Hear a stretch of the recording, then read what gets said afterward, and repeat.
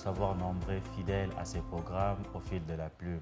Comme vous le savez, au fil de la plume est un rendez-vous du savoir et de la connaissance au cours duquel nous recevons des invités, des auteurs écrivains, des ouvrages qui contiennent des vérités qui nous aident dans notre marche chrétienne de tous les jours.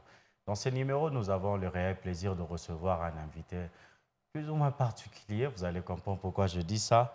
En la personne du frère Junior Mbingi, c'est un jeune, mais aussi un écrivain qui a un talent. Il nous propose son livre qui s'intitule Dieu dans son amour. Alors, ce livre revêt une particularité, c'est son style.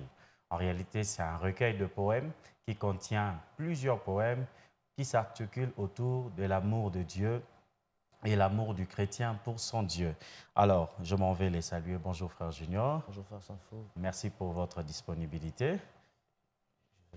D'accord. Au fil de la plume, on vous reçoit aujourd'hui pour partager avec vous autour de cet ouvrage que vous nous proposez. Je rappelle, vous êtes un jeune chrétien et vous avez mis sur le marché de la littérature chrétienne un recueil de poèmes intitulé, comme je l'ai dit, Dieu dans son amour. Alors, frère Junior, nous aimerions comprendre et découvrir d'où est-ce que vous êtes parti de l'inspiration à la rédaction de ces livres. Merci pour la question. Premièrement, ce livre est un challenge que je me suis lancé, OK. puisque c'est le troisième livre que j'ai rédigé. OK. Alors, les deux premiers ne sont pas exclusivement chrétiens. Ils revêtent plutôt un caractère social. Mais il y a une vérité qui m'a beaucoup touché pour que je publie ce livre en premier. C'est que le livre le plus lu et le livre le plus important du monde, qui est la Bible, OK. parle en premier de Dieu. La Bible dit, au commencement, Dieu créa. Et c'est dans cette logique-là que je me suis inscrit. Et j'ai demandé au Saint-Esprit de m'aider à parler de ce grand Dieu, que nous aimons. Et le Saint-Esprit, dans sa fidélité, nous l'a permis. Ah, d'accord. Merci beaucoup. Donc, nous comprenons que vous avez été inspiré par la Bible, voulais-je dire, les saints livres, comme on l'appelle bien. Alors, c'est dans ces saints livres que vous avez fait la découverte de cette grande vérité qui est l'amour. Et vous dites ceci, il y a une citation dans votre recueil, il dit, ou elle dit, Dieu dans son amour nous a appris à aimer et à l'aimer car la première vérité de Dieu, c'est l'amour. Justement. Alors, que pouvons-nous comprendre par cela? Déjà, nous pouvons comprendre par plusieurs portions des Écritures que la première volonté de Dieu, c'est de maintenir sa relation avec l'homme, mais aussi de maintenir la relation entre les hommes. OK. Que dit la Bible en parlant des commandements? La Bible dit que le commandement se résume au fait d'aimer Dieu et d'aimer les autres. OK. C'est pour cela que tous les commandements, puisque l'homme, dans son cœur, n'est pas apte à aimer, n'est pas apte à la justice de Dieu, Dieu des fois préfère commander pour que l'homme se plie à cela. Donc la plus grande volonté de Dieu, c'est sa relation avec l'homme, bien sûr, mais aussi la relation entre hommes. C'est l'une des priorités de Dieu. OK, merci beaucoup. Nous comprenons très bien votre pensée. Alors, dites-nous, frère Junior, pourquoi le choix du style de poème lorsque vous vous êtes mis à écrire ces livres? Je me suis dit, quand je les parcourais, un livre qui parle de l'amour de Dieu, une inspiration, tel que vous venez de le dire, de parler de l'amour de Dieu pour l'homme et de l'amour que Dieu a déposé dans le cœur des hommes pour que l'homme puisse aimer son semblable. Alors pourquoi les styles de poèmes? Pourquoi pas les styles, oui, je peux l'appeler traditionnel général que tous les écrivains utilisent? Je pense que c'est ma marque de fabrique. OK. C'est ma marque de fabrique, c'est mon style de prédilection. Plus on est naturel, plus on est profond, plus on est vrai. OK. Donc vous aimez beaucoup plus les poèmes. Justement. Alors, entrons dans le vif de votre livre. Nous aimerions découvrir le poème que vous avez écrit. Vous nous proposez plusieurs poèmes dans ce livre. Il y en a déjà combien au total ici? Une trentaine. Une trentaine. Je vais vous le donner précisément. D'accord. Je crois que nous pouvons prendre, je vous propose un poème que vous allez nous expliquer. Vous nous parlez de comment nous avons été libérés. Vous nous proposez un poème qui est un peu long, mais je vous laisse nous faire découvrir ce poème. Déjà, celui-ci est un point dans un poème, OK. processus de la liberté à l'esclavage. Alors, ce poème parle du fait que l'homme était emprisonnés par le péché. Et que Dieu, j'ai appris dans la lecture de la Bible que Dieu peut résoudre tout problème, même les problèmes que l'homme cause lui-même. Et l'un des grands problèmes que l'homme a causé, que lui-même ne pouvait résoudre, qu'aucun autre problème ne pouvait, même les bêtes n'ont pas pu résoudre ces problèmes, puisqu'avant l'on égorgeait des bêtes et on les offrait en sacrifice. Et par ce poème, nous voulons juste montrer que le meilleur sacrifice que Dieu agrée, c'est celui qu'il fait lui-même. Et c'est au fait ça le message, c'est que c'est Christ l'artisan principal de l'affranchissement de l'homme. C'est le message principal. D'accord. Alors, je vous laisse faire la lecture de quelques lignes de ce poème pour que les téléspectateurs qui nous suivent découvrent un peu. Je suis à la page 5. Comment nous avons été libérés. Je vous laisse lire toute la page 5. Voilà. Le commencement de la sagesse étant la crainte de l'Éternel, l'homme avait commis la pire des idioties qui est la désobéissance. La flatterie qui a fait perdre à l'homme sa puissance, c'est un péché qui a fait naître le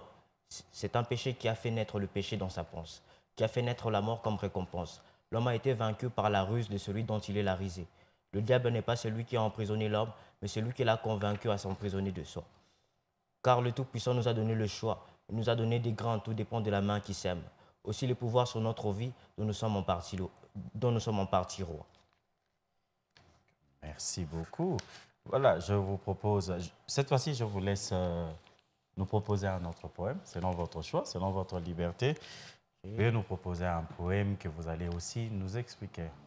Alors, le deuxième poème, c'est La grâce. La grâce.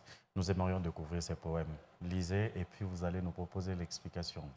Dieu est toujours là. C'est à l'homme d'être dans sa présence. Le symbole du manque, c'est l'absence. Le cœur, on ne l'a jamais vu, mais les actes en témoignent. Nous avons beaucoup d'inexistence parce que nous avons perdu en nous les créateurs. Nos vies sont des films d'horreur parce que nous sommes les principaux acteurs. Et nous vivons la conscience libre, car contre nous-mêmes, nous sommes menteurs. Nous simulons devant Dieu comme des joueurs à l'heure des lavares. Dieu n'est pas une obligation, mais une nécessité. Tous ceux qui veulent voir la main de Dieu avant de l'expérimenter sont athées. Dieu est disponible, mais les hommes ne sont pas disposés. Il y en a qui ont ses dons, mais qui ne veulent pas les dispenser. Perdre son âme nous fera apparaître et disparaître. Ceux qui ont perdu Dieu courent derrière le monde, car ils n'ont plus le pouvoir de l'assujettir. Le problème avec l'humain, c'est qu'il veut son image au-delà de sa nature. Qui renie Dieu ne sait pas se définir. Le futur est peut-être un acquis, mais se prépare l'avenir. Améliorons nos présents pour figurer dans le livre de souvenirs. La vision de Dieu s'actualise, mettons à jour notre sanctification. Ce qui fait qu'on croit pas en Dieu, c'est réfléchir sur lui, alors que notre pensée est limitée pour décrypter l'infini. Les hommes veulent découvrir Dieu au lieu de le laisser se révéler. La grâce est une chose que l'on a eue sans l'avoir obtenue. C'est pour couvrir la nudité du premier Adam que Jésus a été laissé nu. Le sang de Jésus qui coule en nous est symbole de notre filiation. La plus grande humilité est celle qui accepte l'humiliation. Il n'existe pas un plus grand don que l'amour, car il peut tout donner. La sagesse de Jésus nous a fait voir nos limites et nous ne sommes plus bornés. Merci beaucoup. Alors, nous vous laissons nous proposer ou bien nous expliquer pour que nous puissions mieux comprendre la pensée cachée dans ce poème. Alors, la grâce est un don de Dieu qui restaure ce que l'homme a perdu à Éden. À Éden, l'homme avait tout, mais il a perdu à cause de sa désobéissance. Et vu qu'il n'y avait personne qui pouvait arranger cette faute-là, puisque c'est par un seul homme que le péché est entré, il pouvait aussi suffire un seul homme pour que la grâce et la paix dans le monde rentrent. Et la Bible dit qu'il n'y avait personne qui était digne d'ouvrir le livre et d'en rompre le sceau. Pour sauver le monde, il ne fallait pas qu'un homme trouve grâce auprès de Dieu. Moïse a trouvé grâce auprès de Dieu pour libérer les enfants d'Israël. Josué aussi, mais il fallait un homme digne. Le seul homme digne qu'il y avait, c'est Jésus. Mais les hommes ne l'ont pas reconnu. La Bible dit que la lumière est venue, mais les ténèbres ne l'ont point reçu. Donc nous parlons du fait que Dieu veut tout donner, mais les hommes n'ont pas les yeux, le bon œil pour recevoir. La Bible dit que ceux qui ont vu seront aveugles et ceux qui sont aveugles verront. C'est au fait dans cette optique-là du fait que l'homme ne reconnaît pas l'amour de Dieu, ne reconnaît pas ce que Dieu met en lui, mais à sa disposition. Ok, merci beaucoup, frère Junior. Alors que nous sommes en train de continuer de descendre, au fait, dans notre mission, dans notre émission de chuter, voulais-je dire, vous nous proposez plusieurs proverbes. Alors, nous proposons, chers téléspectateurs, de vous faire découvrir les proverbes contenus dans ces recueils, les poèmes, voulais-je dire, contenus dans ces recueils, pour que vous puissiez vous-même comprendre combien il est riche et combien ça peut vous bénir, ça peut vous être très utile dans votre marche chrétienne. Alors, cette fois-ci, c'est moi qui vous propose. Justement. Je vais lire un poème, un de vos poèmes, et vous allez nous expliquer. Je suis à la page 28 du poème intitulé Amour parfait. Il est dit ceci: Ta parole est mon billet pour le ciel. Te connaître en profondeur m'a fait quitter les superficiels. Depuis que je connais ma valeur, je ne suis plus dans l'artificiel. Le scénario de ma vie est maintenant meilleur car Jésus qui en tire les ficelles. Je n'ai plus la même affection pour le monde car ton esprit me ramène vers ta demeure par ses ailes. Ton amour en moi ressort en moi un zèle. Je suis l'œuvre de tes mains.